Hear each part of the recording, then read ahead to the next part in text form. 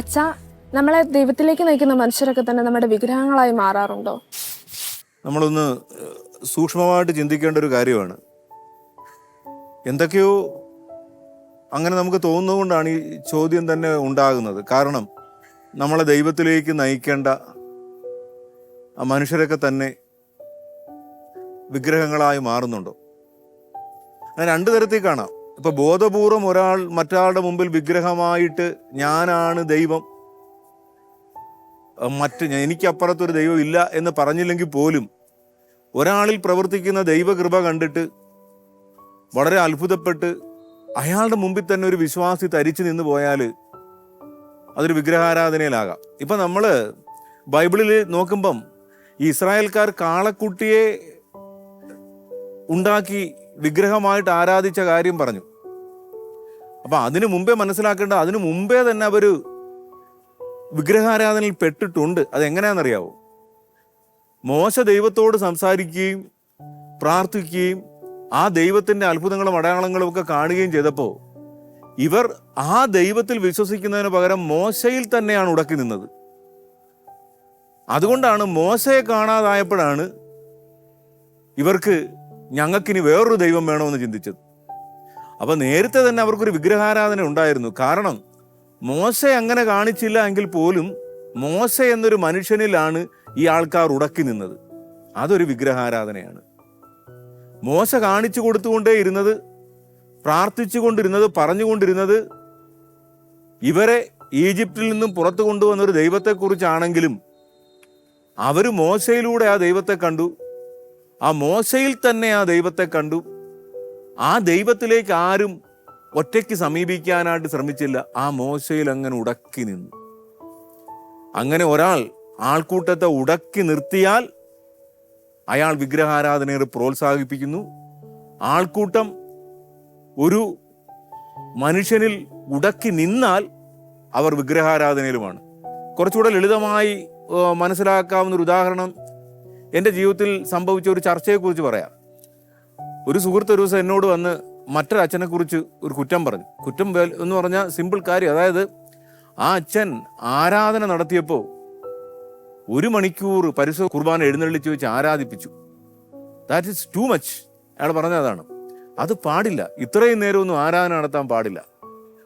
എന്നിട്ട് അദ്ദേഹം പറഞ്ഞു, ആരാധനയ്ക്ക് ഒരു 10 മിനിറ്റ്. ആദ്യം ഞാൻ കേട്ടു. പിന്നെയും അദ്ദേഹം ഇതിനകത്ത് ഇൻസിസ്റ്റ് ചെയ്തപ്പോൾ ഞാൻ പറഞ്ഞു, അതിപ്പോൾ നമുക്ക് അങ്ങനെ ഒരു സമയം പറയാൻ പറ്റത്തില്ല. ആൾക്കാർക്ക് ഇഷ്ടമാണെങ്കിൽ ആരാധിച്ചോട്ടെ, അല്ലെങ്കിൽ തന്നെ നമ്മളാരും അല്ലല്ലോ അത് തീരുമാനിക്കേണ്ടത്. അതൊക്കെ ഒരു ഔദ്യോഗികമായിട്ടുള്ള ചർച്ച വരേണ്ടതല്ലേ എന്നൊക്കെ പറഞ്ഞൊന്ന് കൗണ്ടർ ചോദ്യങ്ങളൊക്കെ പറഞ്ഞപ്പോഴത്തേക്ക് അദ്ദേഹം ഞാനുമായിട്ടൊന്ന് സമവായപ്പെട്ടു. അതിനുശേഷം അദ്ദേഹം പറഞ്ഞത്, അപ്പം ഞാനൊരു ചെറിയ ധ്യാനകേന്ദ്രത്തിലോ, അച്ഛാ നമ്മുടെ ധ്യാനകേന്ദ്രത്തിൽ വലിയൊരു ധ്യാനം വെക്കണം. എന്നിട്ട് അദ്ദേഹം ഒരു വലിയ ധ്യാനകേന്ദ്രത്തിൻ്റെ പേര് പറഞ്ഞ് ഞാൻ ആ അച്ഛനെ കൊണ്ടുവരാം. എന്നിട്ട് പറഞ്ഞു, ആ അച്ഛനുമായിട്ട് ഞാൻ ഭയങ്കര സൗഹൃദമാണ്, ഞാൻ ആ വഴിക്ക് പോയ അച്ഛനുമായിട്ട് 2-3 മണിക്കൂറൊക്കെ ഇരുന്ന് സംസാരിക്കും. അപ്പം ഞാൻ പറഞ്ഞു, ഇതാണ് വിഗ്രഹാരാധന. കാരണം പരിശുദ്ധ കുർബാനയുടെ മുമ്പിൽ നമുക്ക് 10 മിനിറ്റ് മതി എന്ന് നമുക്ക് വല്ലാത്തൊരു വാശിയുണ്ട്. എന്നാൽ ഈ പരിശുദ്ധ കുർബാന മൂലം അവരോധിപ്പിക്കപ്പെട്ട വൈദികരെടുത്ത്, ആ വൈദികൻ അറിയപ്പെടുന്ന ഒരാളാണെങ്കിൽ അയാളുമായിട്ടുള്ള ചങ്ങാത്തത്തിന് നമ്മൾ എത്തുമാത്രം സമയം കൊടുക്കും. ശ്രദ്ധിക്കാതെ പോകുന്ന ഒരു വിഗ്രഹാരാധനയാണിത്. ഇതിൻ്റെ അർത്ഥം ഒരുപക്ഷെ ആ അച്ഛൻ പറഞ്ഞു എന്നല്ല, ഞാനാണ് ദൈവം, നിങ്ങൾ എന്നെ ആരാധിക്കുക, അങ്ങനെ ഒരാളും പറയാറില്ല. പക്ഷേ ആ അച്ഛൻ്റെ ആ ഒരുപക്ഷെ ഒരു സെലിബ്രിറ്റി ക്യാരക്ടർ, അല്ലെങ്കിൽ അച്ഛനിൽ പ്രവർത്തിക്കുന്ന കൃപ, അച്ഛന് സമൂഹത്തിൽ കിട്ടുന്ന അംഗീകാരം, ആദരവ്, ഒരു വിശ്വാസി ഇതിലേക്കെല്ലാം ആകർഷിക്കപ്പെടുന്നു. അപ്പുറത്ത് പരിശുദ്ധ കുർബാന ഇരിപ്പുണ്ട്, ഒരു മനുഷ്യനും തിരിഞ്ഞു നോക്കാനില്ലാതെ. അവിടെ ചെന്നാൽ അതിനൊരു സമയത്തിനൊരു പരിധിയൊക്കെ നമുക്കുണ്ട്. നമ്മൾ വളരെ ആധികാരികമായി ഉപദേശിക്കും, അല്പം മതി. പക്ഷേ ഒരു വൈദികന്റെ അടുത്ത് നമുക്ക് മണിക്കൂറുകൾ. അപ്പം അതൊരു വിഗ്രഹാരാധനയായി മാറും. നമുക്കിതിനെ കുറച്ചുകൂടെ ഒന്ന് കൃത്യമായിട്ടൊന്ന് മനസ്സിലാക്കാമെങ്കിൽ സ്നാപയോഹന്നാന്റെ ഉദാഹരണം എടുക്കാം. സ്നാപയോഹന്നാൻ വന്നപ്പം ആൾക്കൂട്ടം ആദ്യം ചോദിച്ചത്, നീ ക്രിസ്തുവാണോ എന്നാ. കാരണം ക്രിസ്തുവിനെ കണ്ട ക്രിസ്തു എന്ന് പറയാൻ ഇച്ചിരി പാടാണ്. കാരണം അവൻ ആൾക്കൂട്ടങ്ങളിലൊക്കെ ഉണ്ട്. അല്ലേ? നമ്മൾ കാണുന്ന കണക്ക് കാനായിലെ കല്യാണത്തിൽ പങ്കെടുക്കുന്നു, എല്ലാ വിരുന്നുകളിലൊക്കെ ഉണ്ട്. ഒരു സാധാരണ മനുഷ്യൻ. പക്ഷേ ഈ സ്നാപയോഹന്നാൻ മരുഭൂമിയിൽ നിന്ന് വരുന്ന ഒരു താപസനാണ്. അതുകൊണ്ട് നീ ക്രിസ്തുവാണോ എന്താ എന്ന് ചോദിച്ചിരുന്നെങ്കിൽ, അല്ല എന്ന് കൃത്യമായിട്ട് പറയാതെ ചെറുതായിട്ടൊന്ന് മൂളിയെങ്കിൽ ആ സ്നാപയോഹന്നാൻ സ്വയം ഒരു വിഗ്രഹമായി മാറിയനെ. അദ്ദേഹം അതിന് വഴങ്ങിയില്ല. ഞാൻ ക്രിസ്തുവല്ല, ഏലിയ അല്ല, പ്രവാചകനല്ല, അവന് വഴിയൊരുക്കുമെന്ന് വിളിച്ചു പറയുന്നവന്റെ സ്വരം മാത്രം. അതാണ് ഒരു വൈദികൻ, ഒരു സന്യസ്തൻ, ധ്യാനഗുരു, ഒരു വചനപ്രഘോഷകൻ, എല്ലാവരും ഒരു ഉപകരണമായിട്ട് ഒതുങ്ങാൻ പഠിക്കണം. അല്ലെങ്കിൽ വിഗ്രഹമായിട്ട് കർത്താവിനെ കാണാൻ മറ്റൊരാൾക്ക് സാധിക്കാത്ത വിധം നമ്മൾ എഴുന്നേറ്റ് നിൽക്കും. നമ്മുടെ ശുശ്രൂഷ ഫലം നൽകാതാകും. ഈ സ്നാപയോഹന്നാന്റെ കുറിച്ച് തന്നെ പറയുന്നത്, അവൻ 2 ശിഷ്യന്മാരോട് കൂടെ നിൽക്കുമ്പം യേശു ക്രിസ്തു അതുവഴി നടന്നു പോകും. അപ്പോൾ ഇതാ ലോകത്തിന്റെ പാപങ്ങളിൽ നിൽക്കുന്ന ദൈവത്തിന്റെ കുഞ്ഞാട്.